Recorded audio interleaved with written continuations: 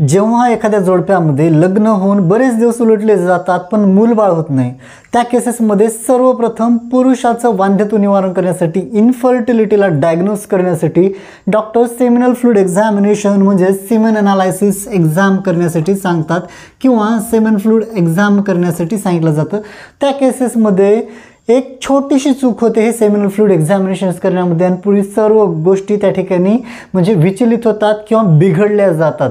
आता ही टेस्ट करण्यापूर्वी टेस्ट तुम्ही जर ऑलरेडी केली असेल तर त्या टेस्टमध्ये सर्वप्रथम सर्वात वरती रिपोर्टमध्ये जर तुम्ही बघितला असाल तर त्यावरती एक ॲब्स्टिनन्स नावाचं एक महत्त्वाची फील्ड असते, ज्यामध्ये पुढे लिहिलेलं असतं 2 दिवस 3 दिवस 4 दिवस 5 दिवस जे काय आहे हे या ठिकाणी अशा पद्धतीने एक टाईम पिरियड लिहिला असतो. आणि हा टाईम पिरियड म्हणजे त्या कपल्समधल्या शारीरिक संबंधामधला ठेवलेला गॅप आहे. ठीक आहे. आणि हा गॅप ठेवण्यासाठी डॉक्टरांकडून इन्स्ट्रक्ट केलं जातं आणि त्यानंतरच अशा प्रकारच्या सेमिनल फ्लूइडच्या एक्झामिनेशन्स केल्या जातात. पण या ठिकाणी पहा, ह्या गोष्टीकडे अधिक जण जास्त एवढं लक्ष दिलं जात नाही, पण ही गोष्ट खूप महत्त्वाची आहे माझ्या नजरेमध्ये. कारण मी आजपर्यंत हजारो रुग्णांच्या अशा प्रकारच्या एक्झामिनेशन्स माझ्या लॅबोरेटरीमध्ये केलेले आहेत आणि यामध्ये एक गोष्ट सतत समोर येते. त्या एका गोष्टीमुळे एक चूक रिपोर्टमध्ये होते आणि त्यामुळे त्या पेशंटची संपूर्ण ट्रीटमेंट चुकीची होते आणि इन्फर्टिलिटीचा मेन कारणच समोर येऊ शकत नाही. ती चूक काय आहे, बरेच पेशंट ती चूक करतात आणि त्यामुळे त्यांना मूलबाळ होण्यासाठी अडचण निर्माण होते आणि चुकीची ट्रीटमेंट भेटली जाते. तर चला व्हिडिओला सुरुवात करूया की नेमकं ती चूक काय आहे ते आपण या ठिकाणी बघूया. तर मित्रांनो, मी प्रदीप गिरी आपल्या चॅनलमध्ये आपल्या सर्वांचं परत एकदा खूप खूप स्वागत आहे. तर पहा, ॲब्स्टिनन्स काय असतं मी तुम्हाला ऑलरेडी सांगितलं. ॲब्स्टिनन्स म्हणजे कुठल्याही प्रकारच्या वीर्याची तपासणी करण्यासाठी किंवा सेमिनल फ्लूइड एक्झामिनेशन्स करण्यासाठी त्या ठिकाणी 3 दिवसांचा गॅप ठेवून 4थ्या दिवशी अशा प्रकारचे एक्झामिनेशन्स केल्या जातात. पण हा 3 दिवसाचा गॅप म्हणजे नेमकं काय असतो आणि का असतो ही गोष्ट आपण बघूया. पण तत्पूर्वी या ठिकाणी चुका काय होतात बघूया. ठीक आहे. आता माझ्याकडे एक पेशंट आला होता, रिअल लाईफ जे काही हे आहेत एक्सपिरियन्स मी तुमच्यासोबत शेअर करणार आहे. एक पेशंट आला होता माझ्याकडे.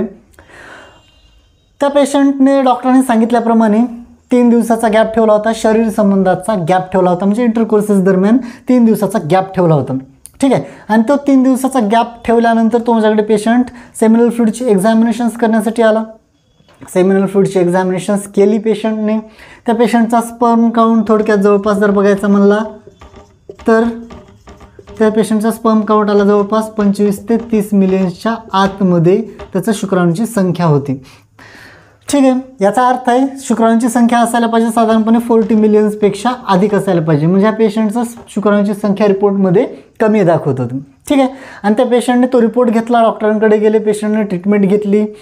नंतर काही दिवसानंतर त्या पेशंटला स्वतःला काहीतरी डाऊट आला असेल किंवा काहीतरी प्रॉब्लेम्समुळे त्या पेशंटने ह्या एक्झामिनेशन्स रिटेस्ट केल्या अनदर लॅबोरेटरीला, दुसऱ्या लॅबोरेटरीला, परत 3 दिवसाचा सेक्शुअल ॲक्टिव्हिटीजमध्ये गॅप ठेवून. ठीक आहे. आणि त्या ठिकाणी त्या पेशंटच्या रिझल्ट्समध्ये 40 मिलियन्सपेक्षा अधिक शुक्राणूंची संख्या त्या ठिकाणी समोर आली आणि आपल्या रिपोर्ट्समध्ये 25 ते 30 मिलियन्सच्या आतमध्ये होती.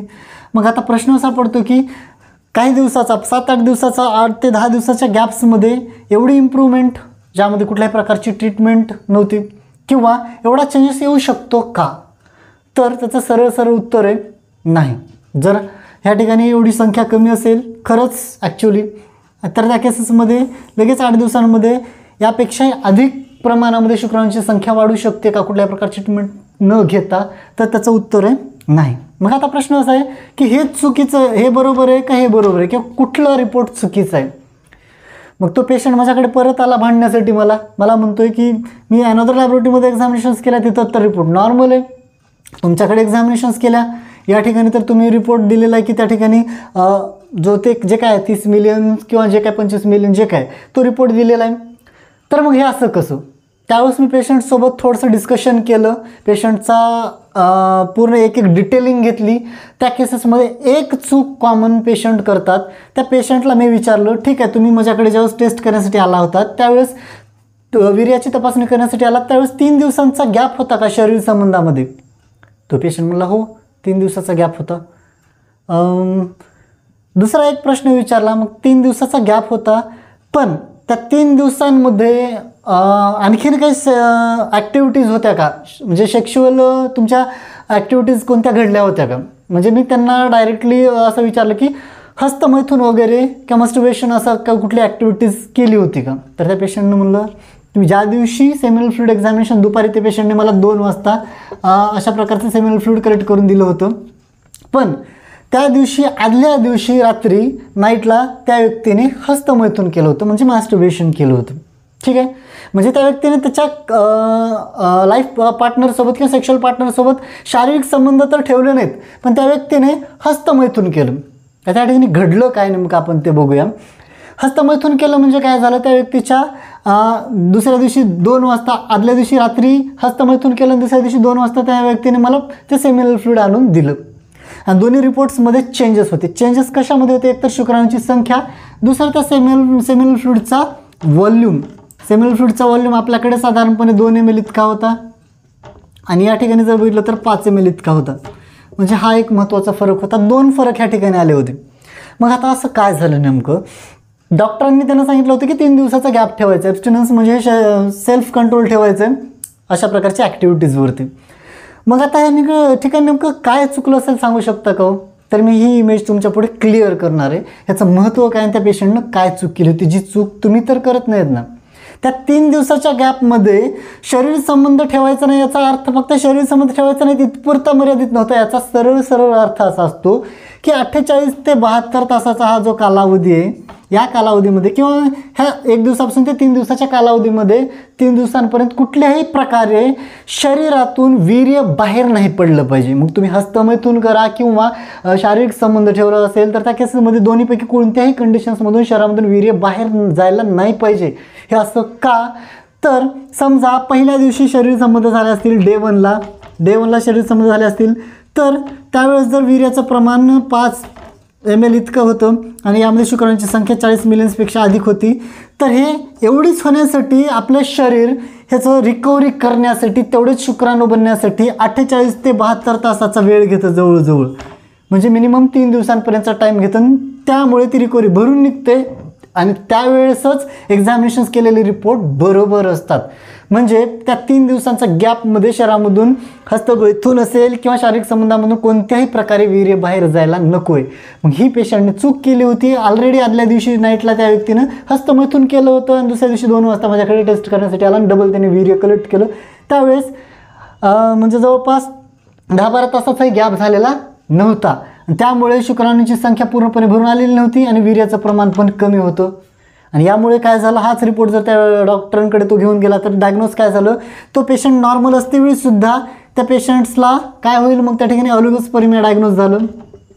डायग्नोज झालं याचा अर्थ काय की त्या पेशंट्समध्ये शुक्राणूंची कमी आहे आणि याची ट्रीटमेंट त्या पेशंटला दिली गेली असती, जी की गरज नव्हती त्या ठिकाणी.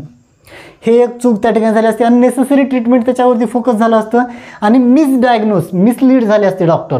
म्हणजे डॉक्टरांना काय वाटलं असतं की ह्या पुरुषामध्येच प्रॉब्लेम आहे, जरी त्या ठिकाणी फिमेलमध्ये जर प्रॉब्लेम असता किंवा काय ॲबनॉर्मॅलिटी असतं तर त्याच्याकडे त्या स्त्रीकडे दुर्लक्ष केलं असतं आणि सगळं फोकस त्या पुरुषाकडे झालं असतं, त्याच्या स्पर्म काउंटकडे झालं असतं. म्हणजे हे सगळं चुकलं जातं, ट्रीटमेंट चुकीची जाते, सगळं मिसडायग्नोस होतं आणि त्यामुळे परत आणखीन प्रॉब्लेम्स क्रिएट होतात आणि ते मूलबाळ होण्याचे चान्सेस परत तेवढेच कमी होतात. तर ही चूक करायची नाही. सगळ्यात महत्त्वाची चूक ही त्या ठिकाणी केली जाते. आणखीन एक केस होती त्या ठिकाणी. दुसरी केस असंच आहे, तुम्ही बरेच पेशंट काय करता माहिती आहे का, तुमचा आता विश्वास राहिला नाही, बऱ्याच ठिकाणी बऱ्याच लॅबोरेटरीवरती शंका घेतात. ठीक आहे, घेणं तितकंच महत्त्वाचं आहे का, त्याचं कारण मी त्या ठिकाणी सांगणार आहे. बरेच पेशंट काय करतात, हे ठीक आहे अशा प्रकारे एक्झामिनेशन्स करण्यासाठी 3 दिवसाचा गॅप तर ठेवतातच. 3 दिवसाचा गॅप ठेवले आणि सेम 3 दिवसाचा गॅप ठेवल्यानंतर फॉर एक्झाम्पल 1 तारखेला गॅप ठेवला, 1 तारखेपासून 3 तारखेमध्ये कुठल्याही प्रकारच्या मी सांगितल्याप्रमाणे कुठल्या प्रकारच्या सेक्शुअल ॲक्टिव्हिटीज केल्या नाहीत किंवा मस्टर्बेशन हस्तमैथून पण झालं नाही, शारीरिक संबंध पण झाले नाहीत. म्हणजे या 3 दिवसामध्ये कुठल्याही प्रकारे शरीरातून वीर्य बाहेर गेलेलं नाही. मग हे 4थ्या दिवशी येतात. मग हे 4थ्या दिवशी काय करतो, फॉर एक्झाम्पल ते 4थ्या दिवशी लॅब नंबर 1ला जातात, इथं त्यांचं सेमिनल फ्लुइड वीर्य देतात आणि नंतर त्याच दिवशी 4थ्या दिवशी लगेच सेम डेला ज्या दिवशी त्यांनी वीर्य ह्या लॅबला दिले त्या दिवशी ते लगेच अनदर दुसऱ्या लॅबला जातात 1-2 तासाने, तिथंही वीर्य देतात. मग काय होईल हो, सेम इथं दिल्यासारखंच. इथं ऑलरेडी त्यांनी वीर्य तपासणीला दिलेलं आहे आणि पुढच्या 2 तासामध्ये तेवढंच वीर्य तयार होणार नाही, शुक्राणू तयार होणार नाहीत. इथं रिपोर्ट चुकीचा येईल, इथं रिपोर्ट बरोबर येईल. मग हे काय होईल, हे परत त्यांना भांडेल हे रिपोर्ट चुकीचं आहे. मुळात चूक या ठिकाणी सेम डेला 2 वेळेस टेस्टच करू शकत नाहीत.